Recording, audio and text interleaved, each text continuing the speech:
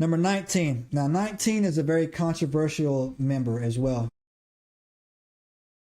Sariel, right? He taught lunar path and heavenly courses, healing arts, right?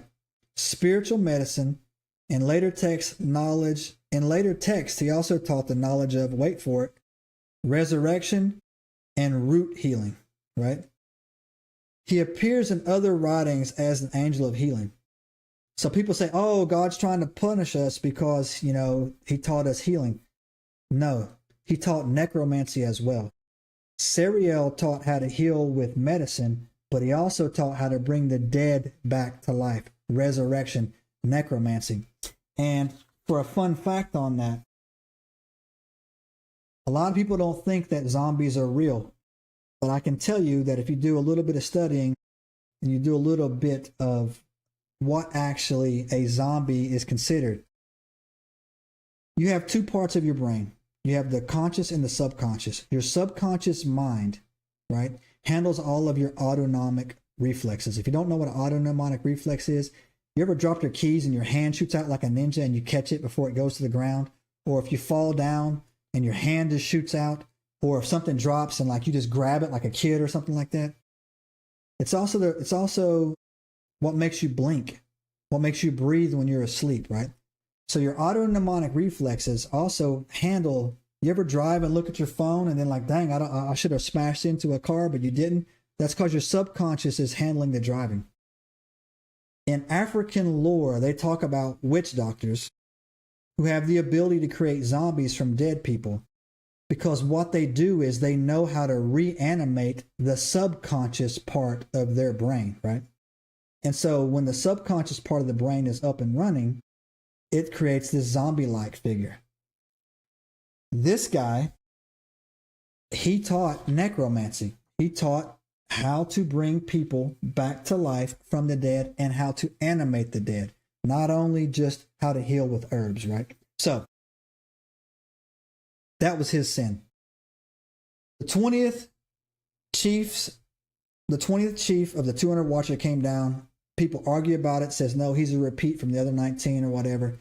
And it's so argued so hard, I couldn't disagree or agree one way or the other. But there is one more guy on that list that I missed, right? So I can't really get into it. So according to Anunnaki's story, the planet was built. Yes, Marduk. Oh, thank you for correcting that, Gary. Gary, how you doing, buddy? Yeah, Marduk. I'm sorry I pronounced it. Marduk was the planet that supposedly broke apart in the asteroid belt, and our current Mars was just a moon of that, right? And if you're not familiar with the asteroid belt, because I know people are going to say, oh, this is the firmament. The firmament could be real, but the heavenly bodies are real as well, right? So, we did an episode on that. You can go back. I forget what number it is, but it's an Enigma cast. We did a deep dive on it. Thanks for adding that, Joseph. Now, those were your 20. Those were their specific sins, right? Those were your 19, right? Before I get into what more stuff they did, I thought it was important for me to narrow down the three worst. 3 of these guys were punished heavier than the others. Now, they were all punished, right? But 3 of them took on a lot more. The ringleader, Semjaja, he's considered to be the second worst, believe it or not, right? He was the mastermind of the rebellion. He persuaded the others to descend. He forced them to take an oath so no one could ever back out. He initiates the taking of human wives, which he did. And in Enoch, he's directly responsible for unleashing forbidden heavenly knowledge on earth. Now, he didn't just sin. He recruited others to sin to make it irreversible. They took the oath to never repent or something like that, right? And so he's considered the second worst, right?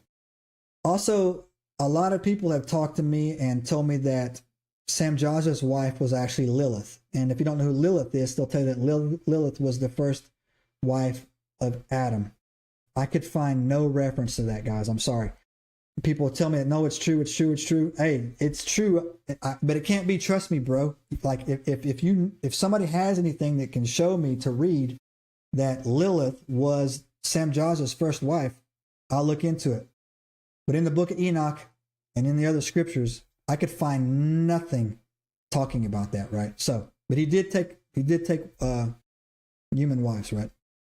Now, the number one they considered to be the worst watcher was Azazel, right? And Azazel not only was considered to be the worst watcher, he got special treatment and he was punished the hardest, right? And they singled him out, for he is the one they say single-handedly led the corruption of the earth. Samjaja lusted for women and came down. Azazel came down to corrupt the whole entire planet. Again, he taught us how to make weapons, craft, instruments of war, beautification, cosmetics. But he also taught vanity, seduction, human pride, and violence. Because of humanity, because of Azazel, we learn how to war and kill, right?